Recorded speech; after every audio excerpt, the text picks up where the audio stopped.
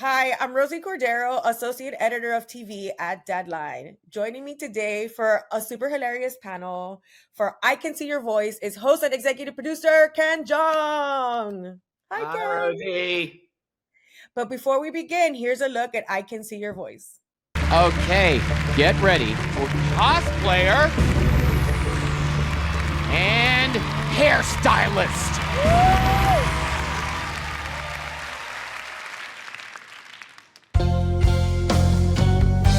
Did you ever know that you're my hero? You're everything I wish I could be. I would fly higher than an eagle. 'Cause you are the wind beneath my wings. Okay.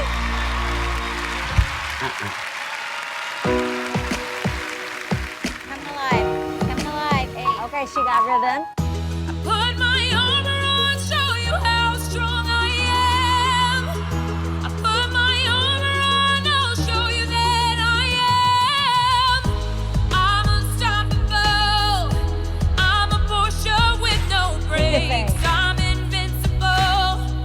Yeah, I win every single game. I'm so powerful. I don't need batteries to play. I'm so confident. Yeah, I'm unstoppable today. Wow! Panel. The cosplayer, the voice is so sweet and soft. The face, while beautiful, is kind of mean and stern. And so, bad singer. I was watching her when she sang B, B. She did a thing with her mouth that I feel like only a singer would do. I think she may be a good singer. The one thing I noticed was she never said the word eagle. She said ego. But that could be a diva theme. No. No, okay, I'm sorry. No. Ken, this clip is the perfect example of what you're going to get from this series. You never know who is telling the truth. Yeah, I really love doing this show for that very reason because, the whole show is predicated on, is this a good singer or a bad singer without ever hearing them actually sing? And it's based on visual clues, lip sync clues, just like detective kind of clues. And at the end of the day, the person who basically is only one contestant, they have an opportunity to win life-changing money by determining if the final secret voice is good or bad. And if it is good, then they can win up to $100,000. It's really just feel-good television at its best. That's what this is all about, actually. I feel like the key to the success of this is really in the casting because that's what keeps you guessing the entire time. I've been fooled so many times. I'm like your perfect contestant because I would be fooled and walk out of there with $0. What insight can you give into the casting? Oh, just shout out to the producers, Logan Clark, our showrunner, Dan Martin. They do this amazing job of auditioning all the secret voices, good or bad singers, months in advance. They really have a great vetting process. And the coaching of it in rehearsals that actually I'm not privy to, they will coach if it's a really great singer. They may coach that person to quote unquote lip sync really badly.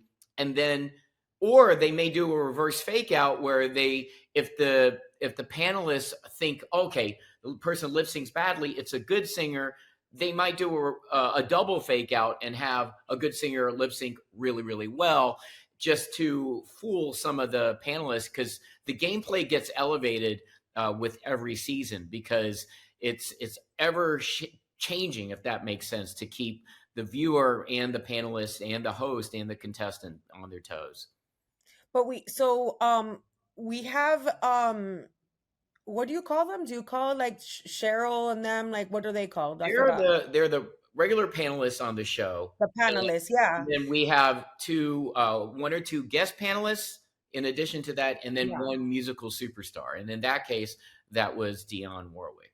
So Yes, so the panelists also are so hilarious, but now I feel like I used to be able to trust them because a lot of them, like Adrian Bailon and them, who are actual singers, they would say, "Oh, well, this person said, enunciated kind of this way or whatever." But now they could be. Now I realize they could be tricks. yes, absolutely. Because the contestant on the show, now that we've had a few seasons under our belt, they'll be, after watching the show, I really know how to do it. And then when it's live, the gameplay is just even more sophisticated every season. It's very nuanced, and every contestant has told me subsequently this is much harder than watching it on television. So it's a very how do I say? At the end of the day, if the person does win $100,000, it is the best feeling you can really have on television. At least for me, it's so many moments I've had on this show where all of us are just crying tears of joy because it matters to them, and it is about as wholesome and pure a program I've ever been a part of in my career. I'm just so proud of being a part of this amazing show. You mentioned earlier about how this is the type of show that we need right now, and I so agree. We have you on this show, we have you on The Masked Singer. What is your experience like working on these game shows that makes you want to keep doing more of them? I mean, a good friend of mine told me that like Masked Singer is kind of me at my funniest and wackiest, and I can see your voice as me at my most real and authentic because I'm hosting the show. I'm not a panelist on the show, so I don't have to offer any. I don't offer any of my silly guesses that I offer, on the Masked Singer, and for good reason. It'd be even sillier. And in my opinion, on the show, I'm really just the advocate for the contestant. I'm the empath. I feel what the contestant is feeling, good and bad, highs and lows. And during commercial breaks, often I'm either consoling or supporting or congratulating that contestant. So it really is a bond. And what I love about our show is that the contestant is not competing against anybody else. So they're not winning at somebody else's expense. It's only one contestant. And off camera, before the show starts, I actually tell the contestant and the audience and the panelists, some of them who've never been on the show, is like, see all this? All this is designed for you to try to win you life-changing money. We're all here to support you. It's not at the expense of you. We're all here to support you. And that really kind of helps ground the show, helps ground the contestants' way of thinking, and as well as the panelists if they've never been on the show. So, this is not we're not shaming people if they're quote unquote bad singers. We're not that type of show. We're celebrating everybody. And if anyone is a bad voice on the show, oftentimes, they want to do this because either their kids are fans of the show or that person wants to just try something new and try something that they're scared about, even singing in public. So it's all designed to feel good about themselves. And that's the heart of the show, is really, really the strongest part of the show, in my opinion. Yeah, for sure. And the singers are not just singers. They're really good actors as well because they are able to, again, they fake me out every time because they either have the moves down. A lot of them are like completely like, like you can't tell from their To be face. emotionless the whole time, and a lot of times I'm doing comedy and trying to make them laugh. They never laugh. They're really, really well coached. So I got to give a shout out to Logan and also to Dan Martin, our showrunner, for really putting those pieces together. That's all on them, really. Now, going into each episode, do you know who are the good and bad singers? No, I told them at the very beginning of the series, I don't want to know. I want to feel what the audience feels. I want to feel what the contestant feels. And it really needs to be in real time. So I'm not the puppeteer. I'm not like pulling any strings. I'm just along for the ride, just as a viewer. And so that's why you see me get emotional on the show. If they really win, I'm really feeling it. And one of the best comments ever I've ever seen by a fan of the show says, Ken, like, just being incredibly happy for a contestant is like a mood, and just like that to me in my career, I just wanted to quit my job in medicine just to be an actor and to do comedy. But I never thought in a million years I'd be able to be in this opportunity, in this position, to root other people on and have the viewer appreciate me just for appreciating other people. And that's really been kind of the joy of discovery of my career, that we're all, at the end of the day, it's not just about the talent. We're all like enjoying the process of lifting and elevating everybody. Well, if you think about it, laughter is healing though too. Yeah, laughter is. Especially, yeah, this boom of new game shows really came about like during the pandemic, when people needed to laugh the most. Yeah, it really did, because during the pandemic, it provided that temporary escape that we could provide to audiences around the country and around the world, and we could safely do at that time. And I think my medical background also helped, because even I believe I Can See Your Voice was the first Fox show to be taped when the pandemic started in 2020, and they were really collaborative in letting me, as a former physician, kind of weigh in how the safety protocols were measured. And no, that just took me back. You're right. We started I Could See Your Voice right at the beginning of the pandemic, and so it's a joy that we can continue to provide the show. And again, what I love the show, it's almost like if Masked Singer is this gala extravaganza, the I Can See Your Voice is almost like a speakeasy after show. It's kind of chill. It's got amazing talent, amazing singers, but it's a more chill show, and you get to see a more chill me. And so I really like both layers that I've been able to do over the years, and not to mention the secret voices, the good singers. Some of them have moved on to amazing careers.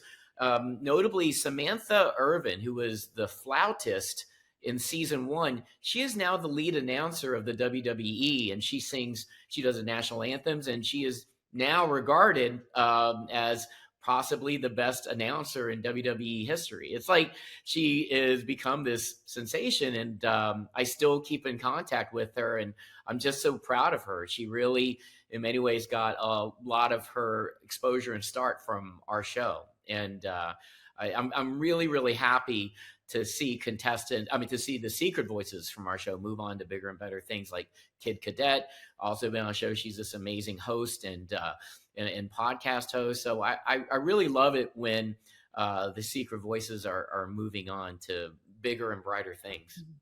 That's an incredible moment, because we obviously have other shows, when we have like, Right.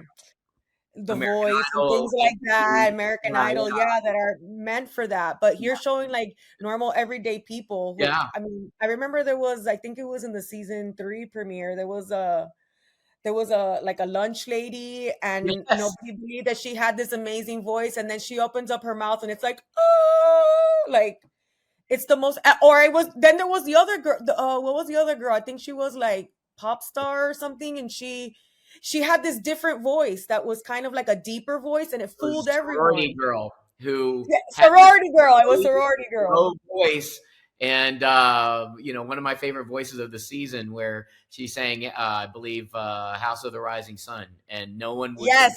in the lip sync, no one believed it was her voice. They were like, no way, including myself. And then when she sang, just jaws dropped, and to feel it in the audience live. We've had a couple of moments like that. A similar case with the Carpenter from season 2, who had this amazing bass voice, but he looked like a baby. He was like literally like maybe in his early 20s, just fresh face, baby face kid being a carpenter. And he was a real carpenter, and he has this booming country voice that's really, Yeah. really low. And it was, those are really, really big highlights. Another one was, there was on our Queen episode, we celebrated the music of Queen. The last singer of that episode was one of my favorites. It was almost like very Jack Black adjacent, Yes.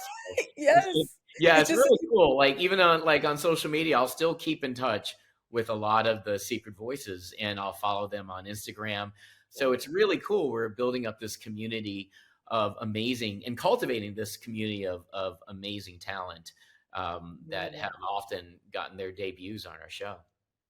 They're wrapping me up, but I want to talk about my favorite moment of this when I'm watching every episode. It's the little seconds right before the singer opens their mouth and we find out. So I'm like, teetering on the edge of my seat. What are you thinking during those moments? It's so stressful. I think it's the most stressful half minute of television, on Fox, because literally you don't know whether it's good or bad. There's so much on the line, and on that last reveal, there is literally so much on the line. And one of my good friends, Pat Monahan, lead singer of Train, who has also been a panelist on our show, they recorded a snippet of him talking during commercial break that we used for the show.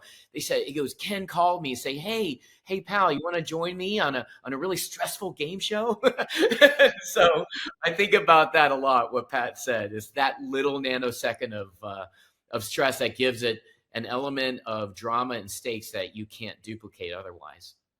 Ken, I love the show. I think that you're awesome in it, and really every element, layered, stacked, makes this a must-watch series. Thank you. I love that beyond the surface of just like a fun game show, like lives are being changed here, whether they're Yes. winning money or they're not. We have regular everyday people that are being exposed to like these potential amazing careers.